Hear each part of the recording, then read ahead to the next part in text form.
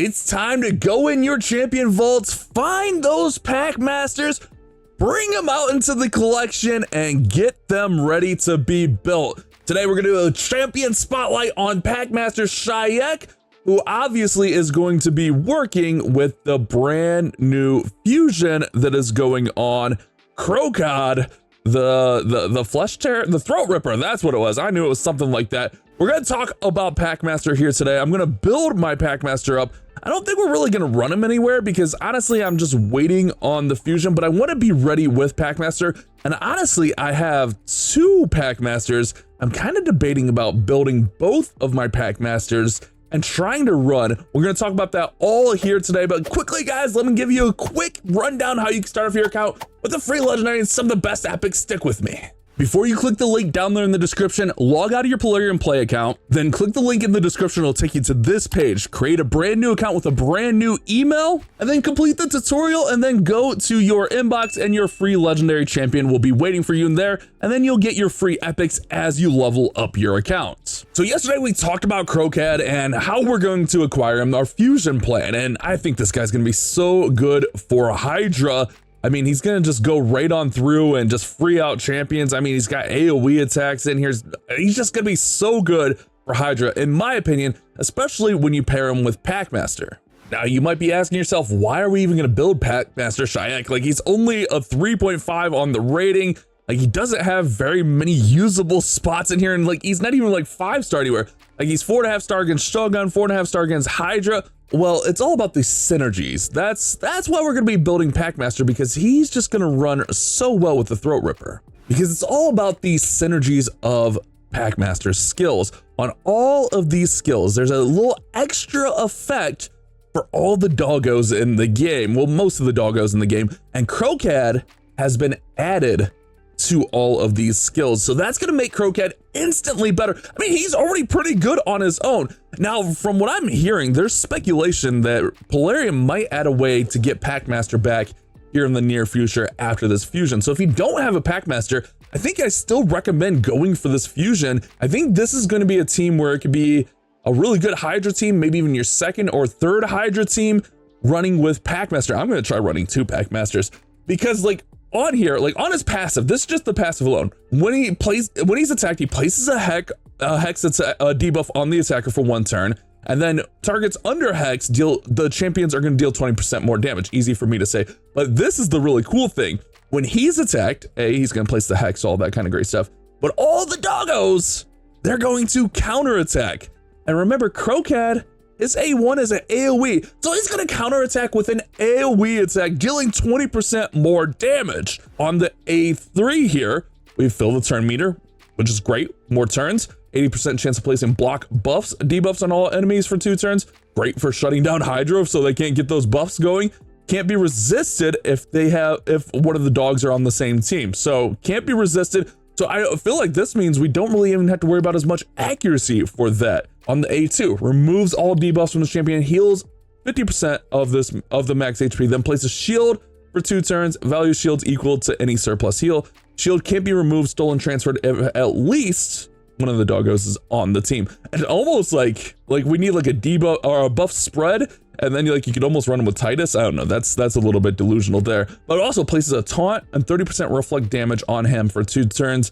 Can't be removed, stolen, transferred if one of the dogs is on the same team. So he's just gonna protect himself, and Kro'Khad's gonna make sure his shield, his taunt, his reflect damage. But with him getting shield, like it almost makes me want to run like Big Swell with him. Like we could build that shield up. It's a protected shield essentially. We could build that up a little bit more. On the A1, attacks one enemy, 50% chance of placing the decreased defense, and then teams up with any dogs on the attack. The allies will use their default skills. Remember, an AoE. So we do kind of need a little bit of accuracy there, but most likely, like this isn't gonna be our only decreased defense. It's all about the teaming up. And that's why I kind of want to run 2 of these. A, we get the counter attack, and then B, with this, we team up. So like we're just getting so much damage out with the dogs. But how do we build him? That's gonna be the question here. Well, since he's more of a support piece, I mean, he's labeled as HP, but let's be honest, he's more of a support piece here and like a debuffer. He's got the block buffs on there.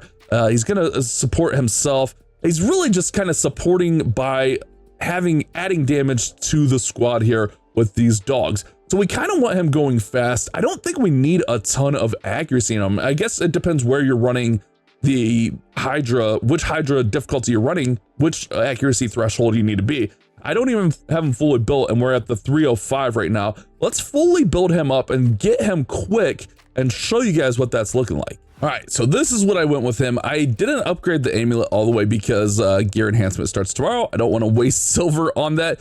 I really just went for survivability and speed. 85,000 HP, about 3,000 defense. Maybe could have that a little bit higher. 267 on the speed is okay for my account. Kind of like middle of the pack. I wouldn't mind bumping that up, and I might actually try to increase that closer to 300 once gear enhancement starts. Not a ton of accuracy, 373. He's not going to be my first Hydra team, but I think it'll be fine where I can run like a second Hydra team with Packmaster, or maybe I'm just like completely surprised and he is my first team. I switched him over to double perception so we can get that extra accuracy, then a speed set, HP on the chest, HP on the gloves. You could go 1-on-1 HP defense.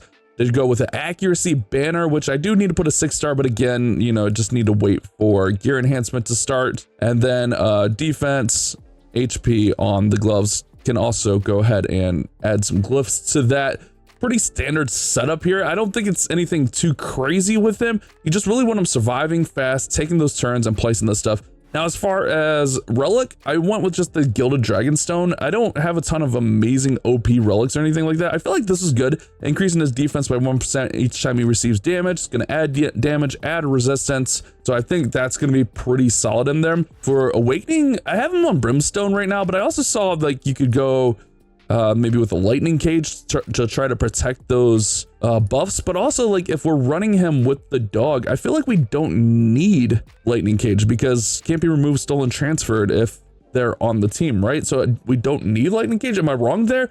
I don't know. Maybe I'm just misreading that or something, misunderstanding that. Now, in the past, I have actually ran him with my Fellhound and actually had some decent success with running these two together because remember with the Fellhound, he's going to pair up anyways. That's the wrong one, but that's okay. Hellhound is one of the hounds in there. I need to build this one. I'll build him pretty much the same way. I need to get him awakened. I need to just run through that stuff. But yeah, it's something that I've ran in the past. It was like my third team on Hydra, just like a little bit of support there, but like it never did any overwhelming damage. But I mean, it was third team on Hydra. I'm hoping like this becomes my new second team on Hydra. I would show you guys, but of course I'm out of keys. I mean, Hydra's about to reset here. So kind of makes sense there, right? Oh, and I guess I didn't show masteries here. I went with, on the Hell Hades site, the companion combination here for PvE because we're definitely only going to be using him in PvE. Never going to be using him in like arena or anything like that. So pretty standard setup there. Straight down the left side, you guys kind of get my big head out of the way there. Just so you can kind of see that. Just running through there. I don't know, makes a lot of sense to me. Another place I've used him here is actually against Phantom Shogun. This is like one of my older Phantom Shogun teams, and he actually doesn't use a doggo on this. And I believe originally there was a Coldheart in here, but obviously Acrizia is just an absolute unit, so I'm gonna run Acrizia.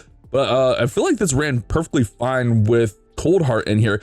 But what's nice with him is he's gonna get that taunt on, and then he's gonna just be able to soak up some of that damage from the Phantom Shoguns, or from the boss here, which is going to allow us to survive and get more damage out there, which is really, really nice.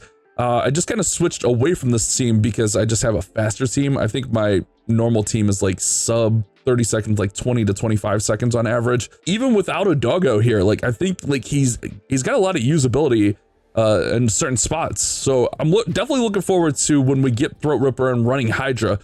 I wouldn't even mind like running Throat Ripper here and Phantom Shogun, just kind of seeing how it goes. But I definitely feel like Throat Ripper is built for Hydra, and I think that's going to be the main focus. But I think running 2 Shy'eks and Hydra is just going to be absolutely insane. I can't wait to try that out once we get this fusion done. Obviously, the fusion just started, so we got a lot of ways to go, but we're working on it. We'll get there.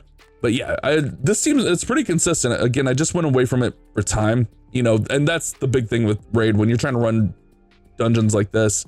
It's all about speed and going fast. Yeah, best time 23 seconds. So just showing you, he has some usability in other cases. And if they bring back a way for you to get him, if you don't have him and you're doing the fusion, which I definitely recommend, I would say it's definitely worth going for him. I think you're going to need a Packmaster to go with the Throat Ripper. I mean, he's an okay champion. He's not bad. It's not like he's going to be the most OP champion, but he's usable. He's got some use cases for sure. Like I said, I've used him in Hydra with the Fellhound before, so let me know your guys' thoughts down there in the comment section. Good luck on your fusion. Good luck if you don't have a Packmaster getting one. Hopefully they give us an easy way to obtain Packmaster, because this is definitely, when he came out, when we got him, it was one of my favorite champions just because the concept of running the dogs there, it just seemed really cool. See you guys on the next one.